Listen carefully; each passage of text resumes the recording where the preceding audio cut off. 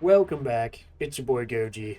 Long time no see. I know we've been across the blind eternity since the last time you've heard my seductive voice on your sweet little eardrums, but we have made a comeback, a return, a grand surprise attack from the Goj. Um, I've been kind of distant from the game and the community, I'd say, for the better part of Total War Warhammer 3's lifetime here. And the reason for that is mostly like just kind of personal stuff and stuff I had to sort out on my own, and just kind of scheduling and a whole bunch of other stuff that maybe I'll get into an update video at some point in the future here. But also, there's just a lot of kind of like unenthusiasm running through my veins when Game 3 first dropped. But I have been lurking through the shadows of those who know who know. I've been kind of creeping around, did the whole, helped make Conquest mode, and was trying to just kind of just keep tabs on the community when I could. But now I've kind of made it to a place where I can want to make a more considered effort being a part of the community and contributing more to the game and everyone who plays it. Total War Warhammer and Total War in general have been a huge passion and love of mine for a long time, and all the friends and fellow gamers I've met along the way have all been super nice and awesome, and hope to continue to share that experience with everybody. Even even though a lot of them have moved on from the game now, but it is what it is. We sally forth once again into the breach. But yeah, just want to let you guys know that if you guys also are dealing with something, sometimes you just gotta get shit done in life, and I hope you understand that. And we hop right back into it today. Oh yeah, this game that we're playing as me versus Pigman, Khorne, the Unga Bunga like run at your face faction versus Pickles Dwarfs here, was played about like 2.5 months ago. Now I'm recording this game about like maybe a day or so like before I intend to release it. And I was hearing, I think Human Boy and a couple other creators have had like a really hard time getting older like replays into once they've patched over the game, that their replays just no longer function anymore. I will say that you can actually most of the time get those replays to function. It's just a little extra. It's doing a little much. You got to basically go into the Steam database on your browser, find the manifest files for each part of the version of your game, right? And then you got to plug it into the Steam console and basically reload that version of the game. But you have to line it up perfectly with like the dates of where they said the updates were and where the updates are on the Steam stuff. So it's very kind of convoluted. But if you guys want me to go over that in a video of how I like preserve this replay and others, I would definitely be open to do that. Just let me know down in the comments. But yeah, let's hop into the game right here. We're going to go right over the army comps and then hopefully right into the replay. And as just one other little side note, give me some breathing room on some of all the abilities and the functions of the units in the game. I was fairly rusty when I played this game, and I'm extremely rusty now. So we may just stumble upon our words and blunder a lot. So let's cover our opponent's army first. We're going with the Pickles, and his HQ is a Malachi Makaisen with his deranged munitions, which is a magic enhancing buff, temporary to all of the range units in his. Oh, is it just? It's just one range. His AOE is the Eyes of Grudney, which is a plus 10% range and some missile damage as well. He's just a good support character with some range DPS there. Garagrim Iron Fist, the son of Ungrim Iron Fist, the red super cool Mohawk Dwarf Lord, and he has some Hurricane of Death stuff, and I think the War Mourner's ability you can that might just be a passive he has. I am not entirely certain. That's it for the HQ. For the ranged components, we have 4 Iron Drakes with disgusting amounts of armor, leadership, and good. They have magic missile attacks too. Gross. Magic and fire missile attacks that can deal a lot of DPS to both lower and semi-armored targets. We then have the Iron Drakes, which are the Trollhammer Torpedo variant, which are long-ranged, anti-large, armor-piercing missiles, which are also gross, and they're also armored, and they're very tanky. Kind of the theme of the Dwarf army here, very tanky, but still somehow cheap, classic Dwarves. We have Bolt Throwers, which also have... Why does everything have magic damage? I guess Dwarves need magic damage somewhere, but god dang, man, just a lot of magic damage. When I first, made this army, I did not expect that they would have this much magic damage. We have Miners, 5 of them. One of them with charges, interesting, in the front there, and the rest without. For my army, the most corny army of all time. Shaking the rust off a little bit, but we're going to try to do something today with Scarbrand. We got the Bellows of Endless Fury, which I'm not sure I even used once this battle. And then we have Rage Embodied, which is the AoE Rampage, which is absolutely disgusting. It's one of his best abilities, pretty much the reason you bring him, most would say. I have 4 Bloodletters of Khorne as a front line.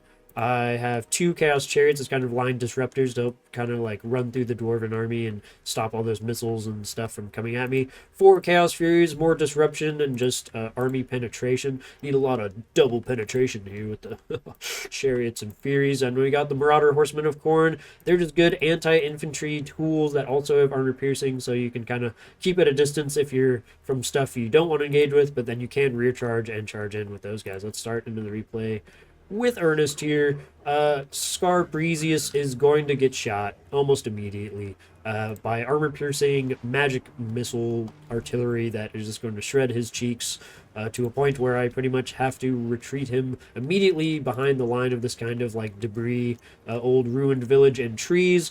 Chariots and infantry now dip into the valley of this sort of Torgald map, which is kind of a nice little feature for rush factions going into a heavy camp faction, especially here right now.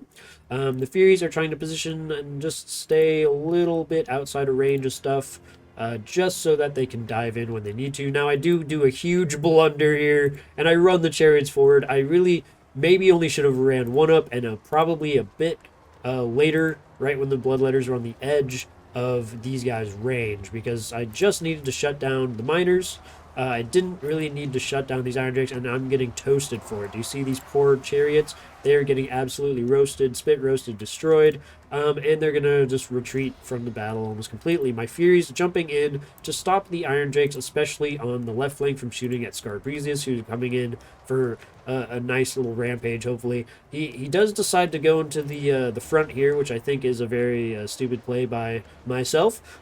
My front line of Bloodletters have connected with some Iron Drakes and will be shredding them shortly. Fury's still doing pretty well, holding their own against Iron Drakes, very heavily armored, kind of annoying. A lot of the Iron Drakes on the right flank are absolutely shredding these Furies, melting them completely. Scarbrius runs through to try to get to the Bolt Throwers. I don't really know what I'm doing here. I think this is just a huge misplay, but I understand that I had a misplay and go and rampage all the back line of the missiles. I really hope that this Iron Drake gets rampaged as well, because they would just shred Scarbrisius if given the chance. Horsemen charging in, kind of get a blunted charge on the back of those miners, and some Marauder Horsemen piling in here as well. Bloodletters have absolutely crumped the front line, though. Some of the Chariots are coming back from retreat here, which is very useful. And a lot of these charges by the Horsemen are very nice. Scarbrisius right where he wants to be, right in the blob here. Unfortunately, these Iron Drakes are on, fire at will mode, and they will just continually fire at the Scarbrand. We have found out via Anticity's video that it doesn't matter if you're on guard mode, it just matters if you have fire at will. So if you want to fire at units while you're being attacked, you just have to have fire at will on and then issue your attack orders and pray that they shoot them. Chaos Fury is trying to disrupt them and does disrupt their line of sight. A lot of crumpeting here. If we look at the stuff, the Bloodletters have penetrated hard and hit deep and hard, and the Iron Drakes are kind of the last bastion of killing Scarbrisius, and they just might as well do that. The Marauder Horsemen are coming in to crump the Scarbrand. The Scarbrand, they're traitor now. The Iron Drakes are getting clapped pretty hard by the Horsemen. The miners are kind of a bastion of safety here for the Dwarves, but everywhere else seems not too great. We do need to shut down these Iron Drakes. I think rear charging was okay here, but I really think I maybe gave my opponent a little more DPS than I should have, and he's going to just absolutely cook some of these Horsemen for it. Scarbrisius is trying to catch up to all of the Iron Drakes and make sure they're routing along with my Chariot and Horsemen.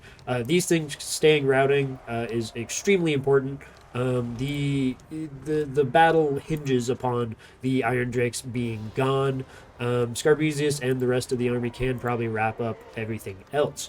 The point was completely ignored because, I made Conquest for a reason, I guess. Yay, look at it working. Malachi is gonna get attacked by the Bloodletters, and he will actually get cooked by bloodletters, left alone with their armor piercing. Not like that matters, but their anti-infantry and just good melee stats. Scarbeezen's coming in for a charge. I'm very, very greedy here. Garagrim is right next to him, and I do get the rampage off, saving Scarbrand from getting double-fisted by Garagrim and Malachi. The Iron Fist would not feel good on Scarbrand's little bum right now. The Iron Drake's coming in is not great. We need these guys. Unfortunately, the Iron Drakes and the Troll Hammer Torpedoes rallied too, so I'm getting slowly stretched apart here with the Iron Drakes just continually coming back, which is really annoying. I cycle charge again with Malachi, and I think this is the doom of Scarbrand here, as Garagrim, Malachi, and the Iron Drakes absolutely cook old boy to death. Barbecue Scarbrand going back to the warp for some crispy chicken nuggies with Khorne there, unfortunately. And he's going to have to come back for round 2 someday, but not today. Today he is gone. Malachi running, trying to get escape from the Bloodletters probably, which are also cooking Garagrim at the moment. Garagrim's not going to like this fight. He will eventually die here to this anti-infantry doom blob. I am trying to run down all the leftover Iron Drakes. With my Bastion of Leadership gone and his still alive, there is a very solid chance that he might be able to just leadership route these Bloodletters. Unfortunately, demons are known for their fucked up kind of crumbling mechanic or their disintegration. What are we like? Demonic instability. But they did get buffed, I think, in a previous patch, so they won't route as quickly as the previous. But they are coming for that Iron Drake booty. And these guys do have okay speed, 32 to 26. So eventually, with that charge bonus, they assuredly will be catching them. Garagrim, I think, just got chop that ass down by some Bloodletters. Malachi is still running for his life. He does have more speed, technically, but only by 2 because of his exhaustion now, or his tiredness. The Bloodletters are catching up, getting some shots into him. One more hit should probably cut down the Malachi. There he goes. Poor lad. Tried to escape his inevitable doom at the hands of Khorne, but it is too late, and that might send shivers down the army. And we win, baby! Oh yeah, best Warhammer YouTuber of all time. Obviously I jest. Pigman is a very good player, but he did, bring and he brought some meme units as well. I did make some mistakes to make my play a little more clean. I could have not charged in the chariots, could have done some better rear charges with the horsemen, and overall just couldn't have suicide the absolute hell out of Scarbrand. Malachi was an okay choice. I think it's more of a meme choice. I think he can be a powerful lord. I personally like him just because of the flavor and because of his ranged, boosting niche, I guess. I don't know, not a lot of other, dwarf characters really do that aside from the engineer. Garagrim Iron Fist is a cool character, and his spin to win guys, his little AoE does a lot of damage and is cool, but I'm not necessarily sure. I think a demon, like an anti-large dwarf hero, would have been probably better here and maybe more cheap. It seemed his positioning was pretty well. I remember a while ago, this thing was recorded like a month and a half ago, but when I talked to Gotrek, our local dwarf connoisseur, or at least one of a couple, the most notorious perhaps of this day and age, he was saying that there was a couple, positioning errors that Pigman could improve upon, especially with the bolt throwers, using them as kind of roadblocks in your formation rather than at the center, and getting more crossfire with the Iron Drakes. I, on the other hand, could have probably done a better job of isolating some of the Iron Drakes, could have done a better job at diving with Scarbrand, and just not suiciding both him and the chariots. I think is really what made that game just hilarious and quite a fun watch. I recorded this quite a while ago. I've been waiting because I just haven't found the time to actually record. But now we're kind of getting in a flow here, and I'm actually going to be posting some other stuff that isn't quite like Warhammer Total War content, but it's a 40k racing game that I think you guys would have a lot of fun with.